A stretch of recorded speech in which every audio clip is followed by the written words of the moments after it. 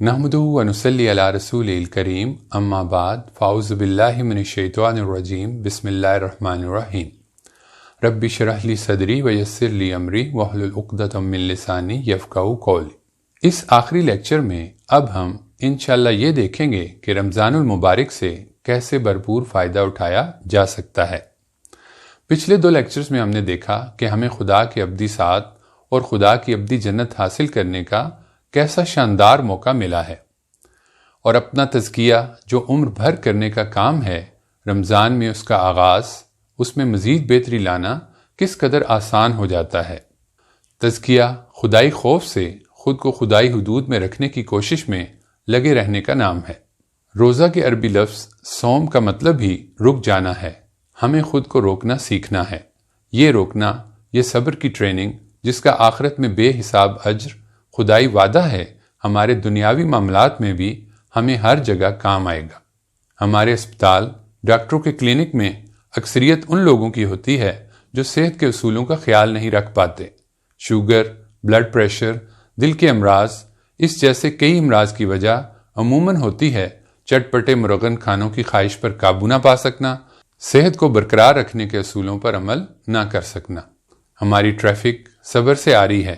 ہمارے تھانے، کچہریاں اور جیلوں میں اکثریت ان لوگوں کی ہے جو معاشرتی قوانین پر عمل نہ کر سکے۔ کسی جذباتی لمحے کی کمزوری نے ان کے لیے انگنت مسائل پیدا کر دیے۔ ہمارے گھروں کے بہت سے جھگڑوں کی وجہ صرف زبان پر قابو نہ پا سکنا ہے۔ گویا یہ تزکیہ جس کا اصل مقصود آخرت کی ابدی جنت ہے، اگر ہم درست طریقے سے کرنے کی کوشش کریں گے تو دنیا میں بھی ہمیں ہمارے بیشتر مسائل سے انشاءاللہ نجات دلا دے گا۔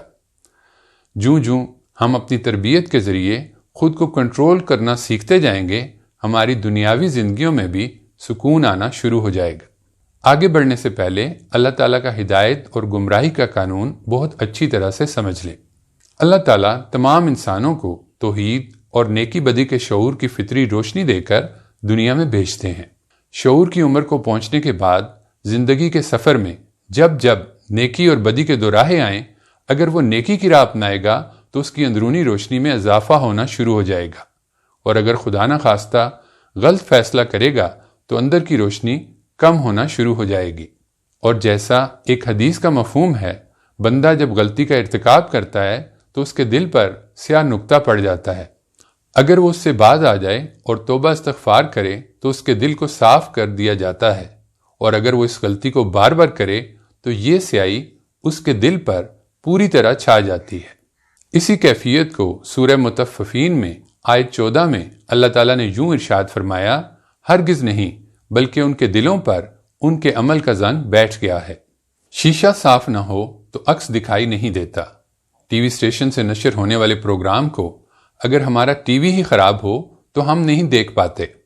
دلوں کا یہ زنگ ہمارے ارد گرد کی دنیا سے نشر ہونے والے خدائی پیغامات اور خدا کی کتاب سے نصیحت کے حاصل ہونے کو ناممکن بنا دیتا ہے۔ اگر یہ بدعمالیاں جاری رہیں اور دل کی فکر نہ کی جائے تو یہ زنگ بڑھتے بڑھتے پورے دل پر چھا کر اسے مکمل سیاہ کر دیتا ہے۔ دل کے اندھا ہو جانے سے بڑی کوئی بدبختی نہیں۔ سب سے پہلے ہمیں دلوں کا یہ زنگ دھونا ہے۔ دلوں کا یہ زنگ سچی توبہ اور ندامت کے آنسوؤں سے دھلتا ہے۔ یہ توبہ بے فکری سے کچھ کلمات کو دہرا لینے کا نام نہیں، بلکہ اس شخص جیسی تڑپ ہے جس نے غلطی سے زہر کھا لیا اور اب وہ رو رو کے ڈاکٹر سے یہ التجا کر رہا ہے کہ اسے بچا لیا جائے۔ یہ توبہ اپنے کیے پر شدید ندامت، جہاں تلافی ممکن ہو وہاں تلافی کی ہر ممکن کوشش، اور اس کے بعد بھی لاپرواہی نہیں بلکہ اپنے رب کے در پہ خود کو گویا ڈال دینا ہے کہ اگر آپ نے مجھے معاف نہ کیا تو میں برباد ہو جاؤں گا۔ میں جہنم کا ابدی عذاب تو کیا، چند لمحے کی آگ اور آپ کی ناراضگی برداشت نہیں کر سکتا۔ اب ایک نظر ذرا ہدایت کی تاریخ کے چند کرداروں پر ڈالیں۔ جو موقع ہمیں آج مل رہا ہے، ہم سے پچھلوں کو بھی یہ موقع ملا۔ اس پیغام کے حوالے سے ہمیشہ 2 گروہ بنے۔ ایک گروہ جس نے درست رویہ اختیار کیا۔ حضرت ابراہیم علیہ السلام، خدا کے جلیل القدر پیغمبر، جب یہ دعوت لے کر اٹھے تو قوم نے انہیں زندہ جلانے کی کوشش کی۔ ہجرت کرتے وقت ان کے ساتھ گھر کی خواتین کے علاوہ صرف بھتیجے حضرت لوط علیہ السلام تھے۔ خدا کی راہ میں ہر قربانی دیتے اپنے بیٹے کو بھی قربان کرنے کو تیار ہو گئے۔ اب اس کریم رب کو دیکھیے، ابراہیم علیہ السلام جو ہجرت کرتے وقت تقریباً تنہا تھے، ہزاروں انبیاء ان کی نسل سے پیدا کیے گئے، صدیوں کی بادشاہت سے ان کی نسل کو نوازا گیا، تبتے صحرا میں خدائی حکم سے ان کے بنائے گھر کو ایسی برکت دی گئی کہ صدیوں سے کروڑوں لوگ اس گھر کے طواف کے لیے دیوانہ وار لپکتے ہیں۔ یہ تو خیر عظیم نبی ہیں۔ اصحاب کاف، جب چند نوجوان خدا کی خاطر اس کی راہ میں اٹھے تو خدا نے انہیں کیسی عظیم الشان نشانی بنا کر بتا دیا کہ وہ کریم رب اپنے وفاداروں کو کیسے دنیا اور آخرت میں نوازتا ہے۔ اس کے برعکس دوسرے گروپ میں ایسے ظالم بھی تھے جنہوں نے سب نشانیاں واضح دیکھنے کے باوجود پیغمبروں کے ہوتے ہوئے سرکشی کا رویہ اختیار کیا۔ فرعون کو اللہ تعالیٰ نے سب عیش کے درمیان سے نکال کر غرق کر کے عبرت کا نمونہ بنا دیا۔ بنی اسرائیل میں سے کئی حضرت موسیٰ علیہ السلام اور ہارون علیہ السلام جیسے عظیم پیغمبروں کے ہوتے اپنے سامنے فرعون کو غرق ہوتے دیکھنے اور سمندر میں اپنے لیے راستہ بنتا دیکھنے اور بے شمار دوسری نشانیاں دیکھنے کے باوجود سرکشی سے باز نہ آئے اور یوں جہنم کا ایندھن بنے۔ گویا آدمی غفلت اور سرکشی کا رویہ اپنائے تو ہدایت کے بہترین ذرائع ہوتے ہوئے بھی محرومی اس کا مقدر ٹھہرتی ہے۔ اللہ تعالیٰ سورہ اعراف کی آیت 175 اور 176 میں بتاتے ہیں کہ وہ تو اپنی آیات کے ذریعے روحانی بلندیوں کی دعوت دیتے اور لوگوں کو اٹھنے میں بھرپور مدد کرتے ہیں، لیکن لوگ اگر اپنی پست خواہشوں کے پیچھے پڑ کر دنیا کے ہی ہو رہے ہیں تو پھر پستیاں اس دنیا میں بھی ان کا مقدر بنتی ہیں اور آخرت میں جہنم کے گڑھے آگ اور دیگر دردناک عذابوں کے ساتھ ان کے منتظر ہوتے ہیں۔ چلتی ٹرین کے دروازے کو آپ گھر کا دروازہ سمجھ کر کھول کر باہر نکل آئیں تو آپ کے نہ ماننے سے حقیقت بدل نہ جائے گی، آپ کو حقائق کے مطابق عمل نہ کرنے کے نتائج بھگتنا پڑیں گے۔ یعنی اگر آپ غیر سنجیدگی اختیار کریں گے تو بہترین مواقع کے ہوتے ہوئے بھی اپنی تباہی کا سامان کر بیٹھیں گے۔ رمضان المبارک کس قدر اہم موقع ہے، اس کو اس سے سمجھیں کہ حضرت جبرائیل علیہ السلام نے اس شخص کے لیے ہلاکت کی دعا مانگی جو رمضان پائے اور اپنی بخشش نہ کرا سکے، اور آپ صلی اللہ علیہ وآلہ وسلم نے آمین فرمایا۔ یعنی بخششوں اور رحمتوں کا اس قدر شاندار موقع پانے کے بعد بھی اگر کوئی محروم رہے تو اس کی بدبختی کا کیا ٹھکانہ۔ رمضان آ رہا ہے، پہلے ہی سے تیار ہو جائیے۔ کتنے ہی پچھلے سال رمضان پانے والے اب موجود نہیں اور کتنے اگلے سال شاید ہمارے سمیت نہ ہوں۔ اسے آخری موقع سمجھتے ہوئے ہمیں بھرپور فائدہ اٹھانا ہے، یہ بات یاد رکھتے ہوئے کہ ہمیں کرنا کیا ہے، اپنا تزکیہ۔ اور تزکیہ کیا ہے؟ خدا کی کتاب قرآن مجید کی روشنی میں خدا اور انسانوں سے درست تعلق۔ اللہ تعالیٰ سے درست تعلق کے لیے 3 چیزوں کو اپنی زندگی کا لازمی حصہ بنائیے: نماز، قرآن اور دعا۔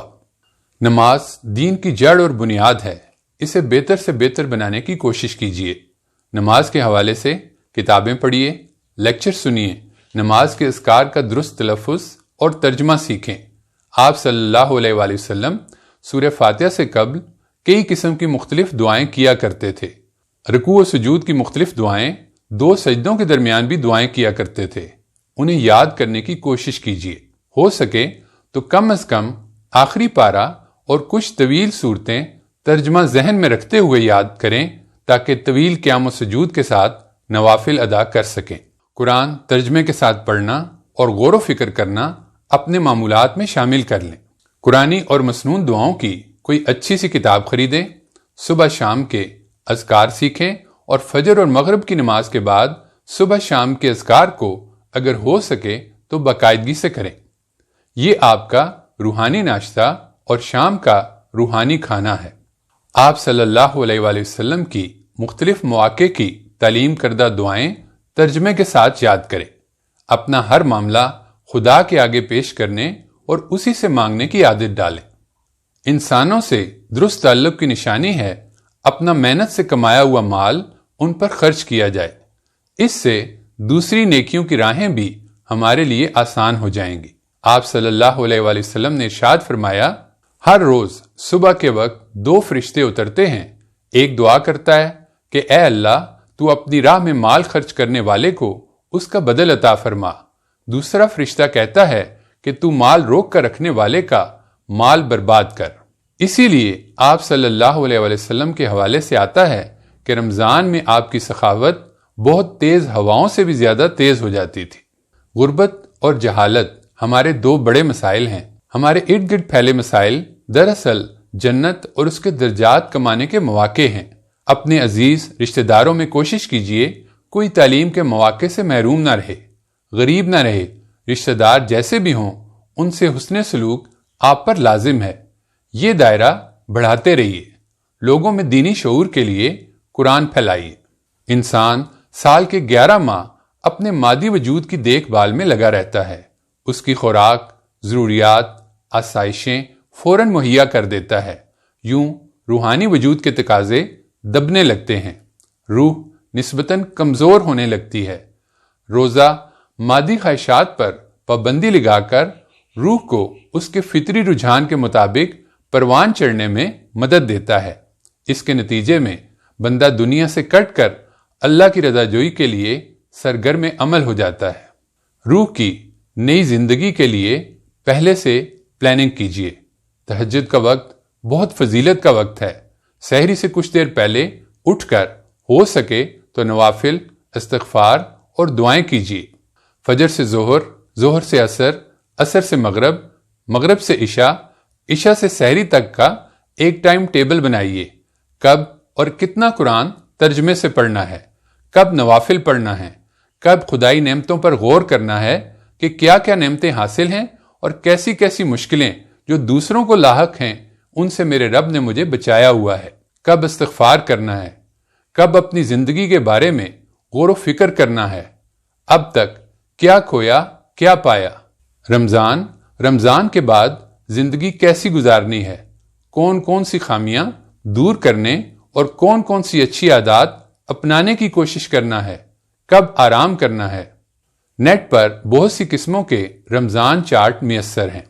گھر کے ہر فرد کو ایسے چارٹ کا پرنٹ نکال دیجئے، اپنی ضرورت کے حساب سے اس میں خود تبدیلیاں کر لیجئے۔ رمضان کا آخری عشرہ سب سے قیمتی ہے، لیکن طاق راتوں میں سے ایک رات لیلۃ القدر ہے جو قرآن کے مطابق 1000 مہینوں سے افضل ہے، اور حدیث میں ہے کہ جو اس کے خیر سے محروم رہا وہ ہر خیر سے محروم رہا۔ کوشش کیجئے کہ طاق راتوں کا زیادہ سے زیادہ حصہ نوافل، قرآن، استغفار اور دعاؤں میں گزرے۔ کوشش کیجئے کہ قیمتی اوقات میں اگر ممکن ہو تو ساری ہی قرآنی اور مسنون دعائیں مانگ لی جائیں۔ ان سے انسان یہ بھی سیکھتا ہے کہ ایک مومن کی آرزوئیں ہونی کیا چاہیے۔ رمضان کے حوالے سے قرآنی آیات اور آپ صلی اللہ علیہ وآلہ وسلم کی احادیث کی تشریحات، ان سے اخذ شدہ مسائل کا مطالعہ کیجئے۔ اچھے اہل علم کی تحریریں اور تقاریر نیٹ پر موجود ہیں، ان سے رمضان سے پہلے ہی رمضان کی تیاری میں لگ جائیے۔ رمضان کے آخر میں ایک مومن کو یہ یاد رکھنا چاہیے کہ یہ پوری زندگی ہی ایک روزہ ہے، اسے ہم نے اپنے رب کی دی ہوئی حدود کے اندر بسر کرنا ہے۔ روزے کی تکالیف جیسے افطار کے وقت انسان بھول جاتا ہے، رمضان کی تکلیف عید فراموش کرا دیتی ہے، ایسے ہی پوری زندگی کا روزہ اگر خدا کی مکمل اطاعت اور فرما برداری کے ساتھ گزرا تو جنت کی خوشخبری ملتے ہی اس دنیا کے تمام دکھ اور غم ہوا ہو جائیں گے۔ گندم بونے کے موسم کا کسان سارا سال منتظر رہتے ہیں۔ موسم آتے ہی ہر طرف زمین کو نرم اور ہموار بنانے کا کام شروع ہو جاتا ہے، پھر بیج بوئے جاتے ہیں۔ تمام موسم دھیان رکھا جاتا ہے کہ کب کھاد دینی اور کب پانی لگانا ہے۔ کسان اپنے حصے کا کام کر کے اپنے ہاتھ اٹھا کے نگاہیں آسمان کی طرف کر لیتا ہے۔ اب وہ خدائی بارشوں کا منتظر ہے تاکہ بھرپور فصل سے نوازا جائے۔ رہے وہ جو اپنے کھیت کو خالی چھوڑے رکھتے ہیں، جھاڑ جنکار ہی ان کے کھیت کا مقدر بنتے اور اس کوڑا کرکٹ کو بالآخر آگ لگا دی جاتی ہے۔ ایسے ہی غافلوں کو قیامت کے دن ابدی خسارے کا سامنا کرنا ہوگا۔ اللہ تعالی ہم سب کو ایسی غفلت سے بچائیں۔ رمضان کا ایسا ہی انتظار قدر کرنے والے کرتے ہیں۔ وہ ایک اچھے کسان کی طرح اس کے منتظر رہتے ہیں۔ چاند دیکھتے ہی کام کا آغاز ہو جائے گا، نیکیوں کے بیج بوئے جائیں گے، صبح شام مہربان خالق کی حمد، تسبیح، استغفار، دعا۔ دن بھر روزہ اس کی ظاہری اور باطنی آداب و شرائط کے ساتھ رکھنے کی کوششیں۔ رات کا جتنا وقت آسانی سے ممکن ہو قرآن کے ساتھ گزارنا۔ دن کے اختتام پر افطار کے وقت اور رات کے اختتام میں سحری سے پہلے نوافل، استغفار اور دعائیں۔ جنت کی عظیم الشان بادشاہی انہی محنت کرنے والوں کی منتظر ہے۔ دنیا میں بھی انہیں یاد رہے کہ اس راہ کے مسافروں کو وہ کریم رب صرف راہ دکھاتا ہی نہیں بلکہ انگلی پکڑ کے چلاتا، راہ کی رکاوٹوں کو ہٹاتا، مایوس ہونے لگیں تو فرشتوں کے ذریعے دلوں پر سکینت اتارتا ہے۔ اس دنیا میں بھی کس قدر تسکین بھرا پیغام ہے اس راہ کے مسافروں کے لیے۔ سورہ عنکبوت کی آخری آیت میں ارشاد ہے، جو لوگ ہماری راہ میں مشقتیں جھیل رہے ہیں ہم ان پر اپنی راہیں ضرور کھولیں گے۔ اللہ تعالی ہمیں اس رمضان سے بھرپور فائدہ اٹھانے کی توفیق عطا فرمائے، آمین۔